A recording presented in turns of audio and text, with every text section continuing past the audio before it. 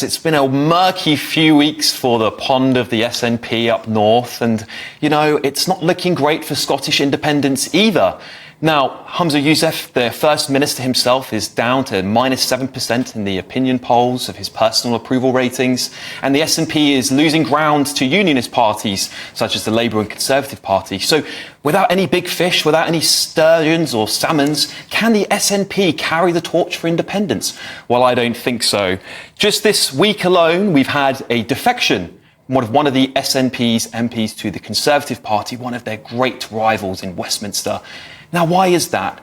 Well, it's possibly due to the rotten core of the SNP Westminster Party, which has been accused multiple times of a bullying and harassing work environment. Dr. Lisa Cameron herself, who is the defecting MP, actually has taken her family into hiding because she's been harassed and bullied so much that she no longer fears, she now fears for the safety of her family. What a disgraceful set of circumstances. And what's the SNP's retort to that? Well, she is just having a go. She's just getting to the place where she wants to be. She wants to get out while the going's good. I really, really do worry for the SNP and their future in Scotland. I think now that the Scottish people are really starting to wake up and see what an independent Scotland run by the SNP would look like. The highest record of A&E waiting lists since records began, 3 times as many drug-related deaths, thousands less teachers than when the SNP took office. Look, I'm a passionate unionist. I want Scotland to be part of a thriving United Kingdom. But we have to reject this nationalistic and, quite frankly, crazy ideology of the SNP, who are valueless and are driving Scotland into the ground. What's going to be left? Windowless ferries? So I implore the Scottish people, as someone who campaigned for the Better Together referendum myself, to come back, to reject the SNP and to vote unionist. That's where I stand. Well, there you go. You know Very what? passionate discussion. Oh, you know what I've been thinking, because on the one hand, it is rather nice to see the SNP doing badly in Scotland, because obvious reasons. I'm also a unionist. I want the United Kingdom to stay together. But on the other hand, I know what you're going to say. is surging. Knew it. Yeah. Labour is surging, so it does make it very highly likely that we're going to see a Labour government, or at least Labour with the biggest part being the biggest party at the next election, which I'm not overly excited about as a prospect.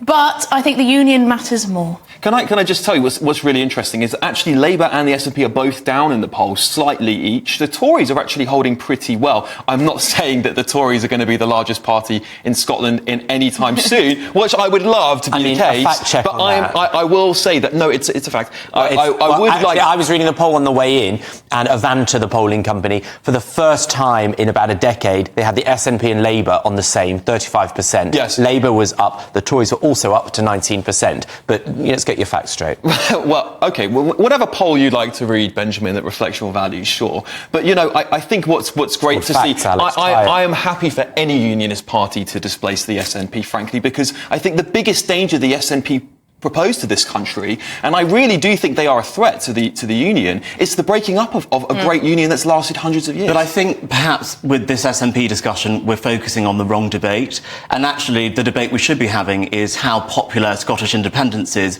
with the young Scottish people, because they're going to be the voters of the future. And I think there will be another referendum at some point on independence. And with people our age, Scottish independence is very popular. So it almost doesn't really matter what's going on with Labour and the SNP at the moment with regards to unionism. Yes, it does count when it comes to Labour forming a government in Westminster. But when it comes to unionism, I think we need to be making an argument, a positive case for the union to young people in Scotland, because at the moment, they don't think the same way that we do. I actually, for the first time ever, Albie, I think I agree with you. I do think that I was part of the Better Together campaign way back when, and I thought it was a very weak campaign. It was a campaign based on fear. It's the same Remain tactics that were used in the referendum here as well for Brexit.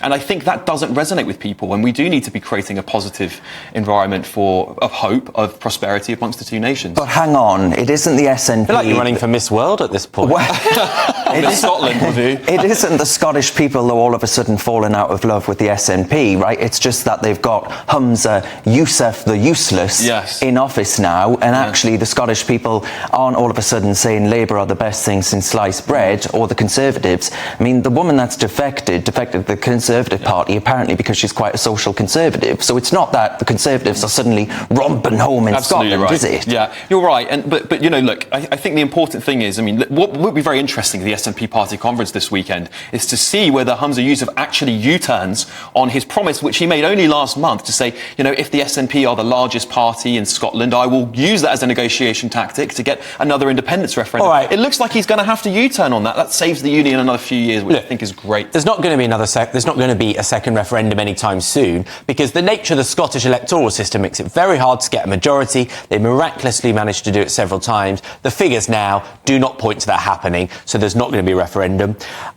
Labour is surging in the Westminster polls, maybe adding an extra 30 seats in Scotland, which completely changes the map to Downing Street for Keir Starmer. And I think when you have a Labour government in Downing Street, obviously Scotland has more voters on the left than England does. I think that will help the integration of the union, and we should all be grateful for that. Well, if you do look at polling, and I know you like facts, actually there is not a big difference between the views in England and the views in Scotland. That's a myth that but just far ought to be more of them vote dispelled. for left-leaning parties. Potentially so.